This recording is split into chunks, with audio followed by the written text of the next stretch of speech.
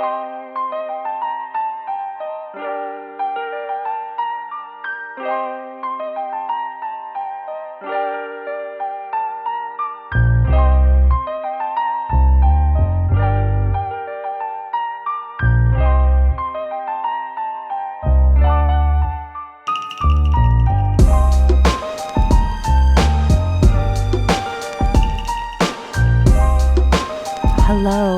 Hi there, my beautiful coven. How are you?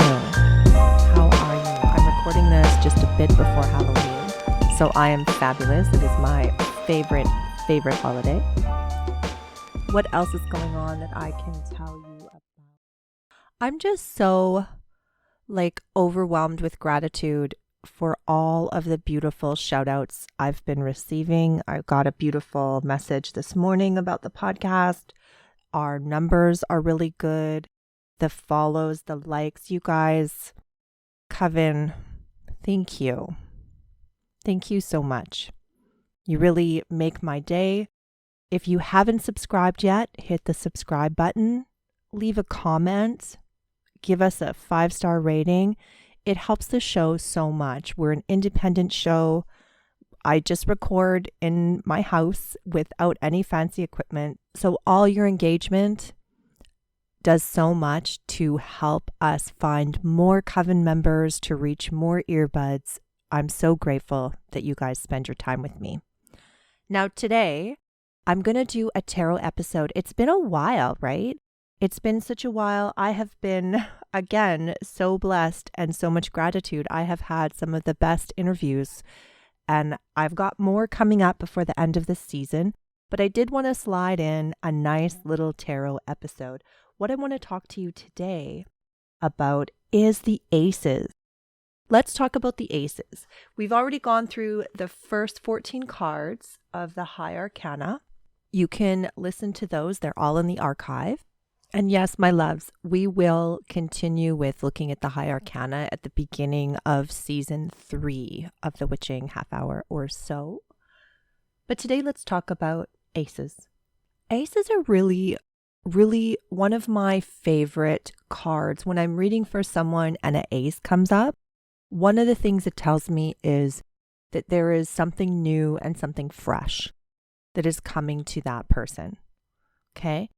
They have a sparkling energy to them. They have this vibrance, and they are almost like a light in the dark, like a hope coming through any hard time. When we look at the lower arcana or the pip cards, we're dealing with the numerical system, and a lot of numerology comes through. That's how I was taught them. I did not learn on a traditional Rider-Waite-Smith deck. I learned on a Tarot de Marseille deck where there's no pictures on the pip cards. They're just the number, and like the 4 of Swords shows 4 swords. So I relied a lot as a beginner reader on the numerology that I was taught. And I don't think it's straight up numerology. Like, I don't practice numerology the way some of you practice numerology, like of your birthday, of your name, but there is a wisdom to the numbers. There is a definite wisdom to the different numbers and the meanings behind like 1, 2, 3, and 4. And that's how I read the pip cards. So when it comes to aces, you're looking at the number 1, the spark, the newness, the freshness, the beginning of a cycle. The aces harness so much power. It is like a bright door opening up and having newness come in. Each suit corresponds to an element, right?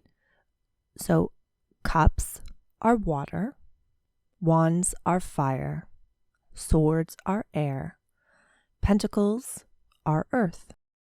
So when we combine that element with the ace, you get the beginning of a new cycle that corresponds to the element and the energy behind that element. Do you see how powerful a card that is? No matter what is happening in your client's life, when they pull an ace, they are opening the door or on the precipice of a brand new energy in the realm of that element. So let's like break down the Ace of Cups. Okay, so let's say your client has an Ace of Cups. Well, what is water? Water is our subconscious mind. It corresponds to our creativity, our emotions, right? That watery, beautiful element. So when your client is opening up a new chapter in their relationship with the element of water, that is a powerful, powerful time. Want to break down another? Okay, so let's look at wands. That's the fire element, right? So that is our ambition, our willpower. It's also our relationship to anger. It's our relationship to power. So when we get an Ace of Wands, we're going to be looking at how our client shows up. How do they take action in their life? How do they express themselves? How do they express their desire and their willpower in their life? Are they active? Are they assertive? Are they uncomfortable with power? Are they changing their relationship with anger? All of these things are what this Ace is telling you. Remember, it's a newness. Often the newness of an Ace can be about hope and breakthroughs and being on the precipice of something amazing.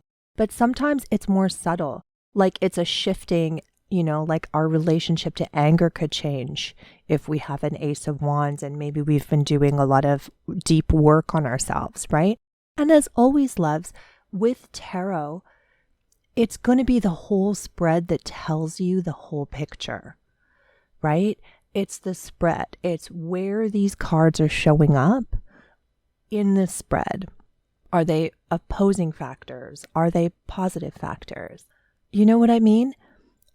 I really think when we're teaching people divination tools right now, and this is my little soapbox, I don't think we focus enough on using a spread. And maybe this is because that's my favorite aspect of tarot. I create spreads for my clients.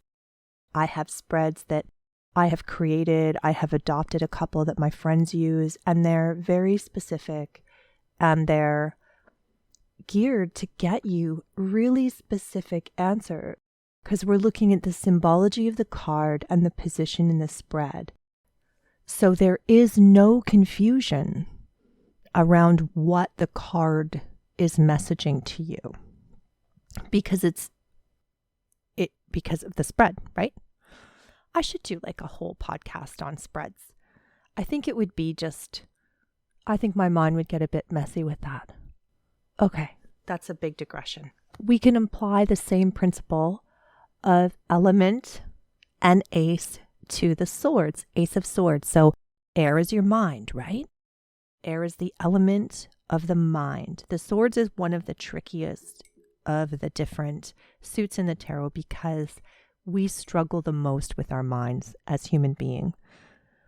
As human beings, we are always battling our inner monologue, our inner belief system. So swords are often a very dramatic suit.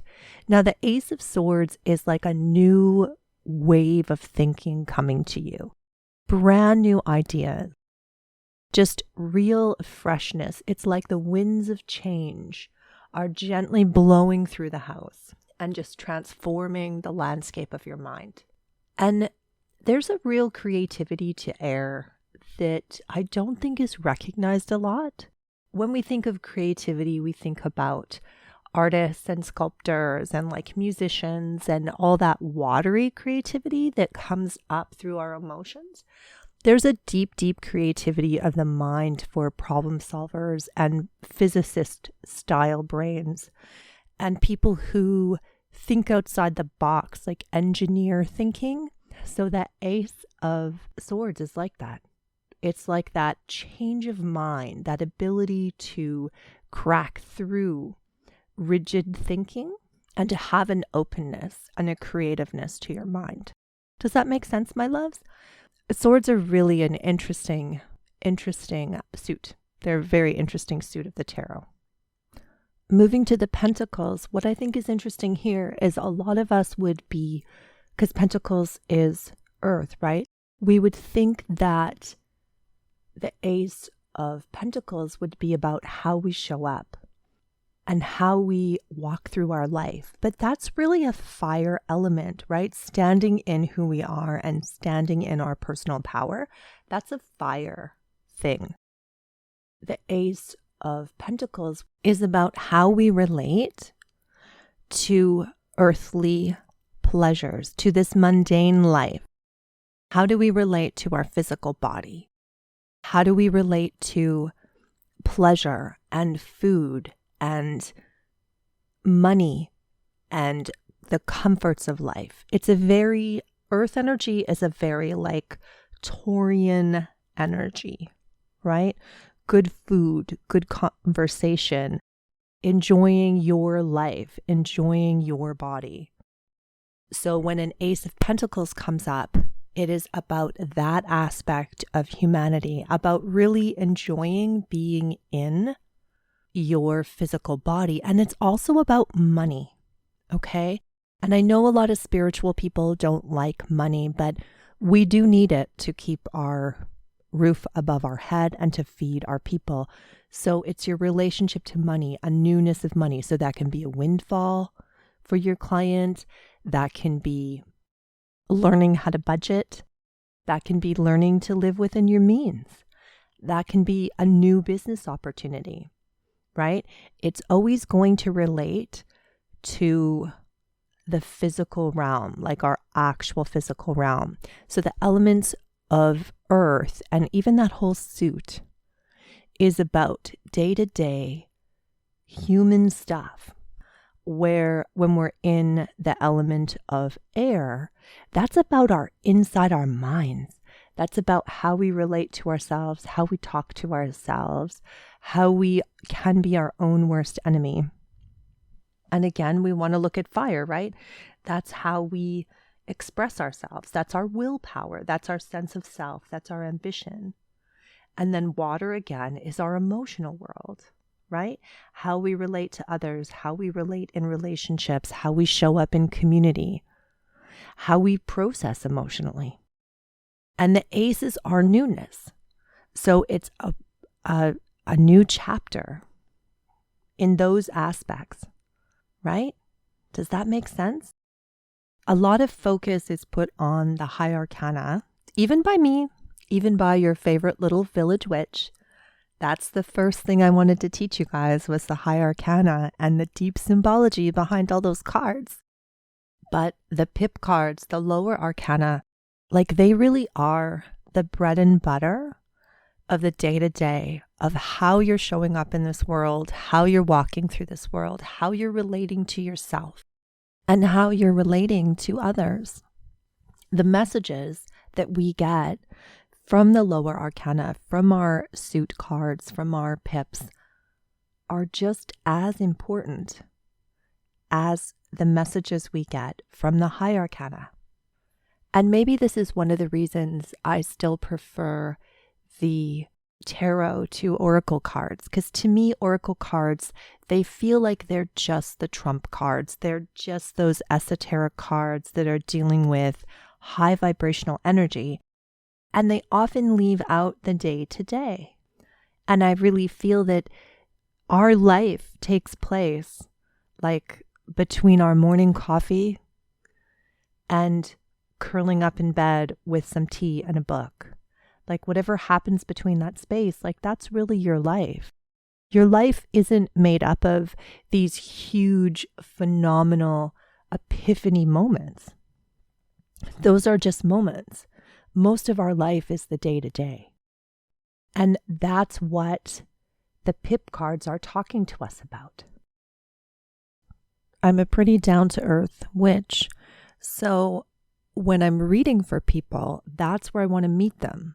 I want to meet them on their day-to-day. A lot of times people come for a reading, for their first reading anyway, when they're in a place of upheaval and turmoil. And we always want to speak to that and give the best guidance we can as readers. But we want to remember that our clients are humans and they have day-to-day lives they have to get through. And the pip cards are where we get really good information for our clients on that day-to-day level. How are they relating to their community? How are they relating to their goals? How are they showing up for themselves? What is their internal monologue, right? So right there, those are some of the themes of the tarot, right? Community is cups. Goal setting is wands. Inner monologue is swords, right? These are the themes that will come up over and over as you're reading. And it's really good to know your high arcana, but it's so important to understand the less dramatic cards of the low arcana. I think where you can start in your study of them, the best place to start is looking at the elements and how they relate to it. Maybe that's because most of my witchcraft practices are rooted in elemental earth magic. Maybe that's why. So tune into the energy of that suit, of that element, and then flip through your deck, love. Flip through your deck. Look at each one of your suits and think about the theme of the element as you're looking at the pip card. Whether it's a straight up depiction of like 5 swords, or if it is a totally graphic deck. Have a look at it. Feel into the element of it. Feel into what is happening on that picture and how that relates to the theme of the element. This is turning into more of like a total pick card class because I guess I got through the aces pretty quickly. One of the super magical things that will happen, or that tends to happen when you dive into studying the tarot this way, is as you feel into each of the cards, focusing on that element, focusing on that picture, you start to learn about yourself. So many of us get into tarot and divination because we have this calling to be of service. We have this gift, right? We can see easily through the veil. We know things, we feel things in our hearts and our souls. We want to be of service. We want to help those we love. We want to help the world. We want to be of service. The beautiful thing about it is when we start learning, like really dedicate ourselves to the learning of divination systems, we learn about ourselves. We will see ourselves in the cards. They will act as a mirror. They will accelerate our own spiritual development as well as our psychic development and our ability to channel. It's this beautiful, like threefold reality that when we agree to work with them, and as we begin to learn the tarot, it teaches us right back. It teaches us about ourselves, about the nature of humanity. It's all there. That's why it's survived for hundreds of years as a divination tool. And I know some people are a little bit nervous about that history and about the layered symbology, and they prefer to use oracle cards. And that's fine, my love. That is fine. You can use oracle cards all you want. I'm not here to tell you what to do. If you love your oracle cards, go for it. Some of my very beautiful besties that I read with all the time and I run circles with and share with are devout oracle card loves. They love them. And that's beautiful for them. And they give just as beautiful of messages and just as poignant readings with oracle cards as I do with tarot. I don't know because I've never studied oracle cards the way I've studied tarot, if they teach you back the way that tarot does. Within those 72 cards are the secrets of humanity. That's what I believe. And I think that's where I'll leave this beautiful topic. Now, it's a bit of a shorter episode, and it has evolved from talking about the aces to talking about the elements and the Pippa cards and, you know, just a bunch of my witchy ramblings for you, my beautiful coven. I hope that you had the most blessed Samhain and that eclipse season brought you deep and beautiful revelations about life and growth and yourself. And I will see you soon. I'd love to continue the conversation on Instagram. I think for this episode, I'm going to do a YouTube video. I think I'm going to pop on and do a little YouTube video all about the aces, share some of the visuals from some of my decks. And yeah, gorgeous blessings and deep love to you all, my beautiful earbud coven.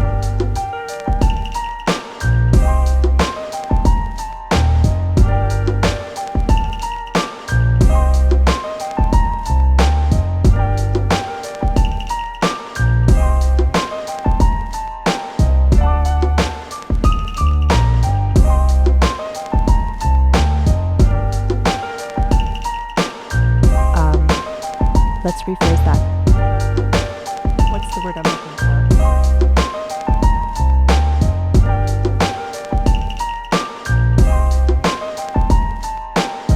Exhibit their willpower. Exhibit's a weird word. How do they? Oh goodness.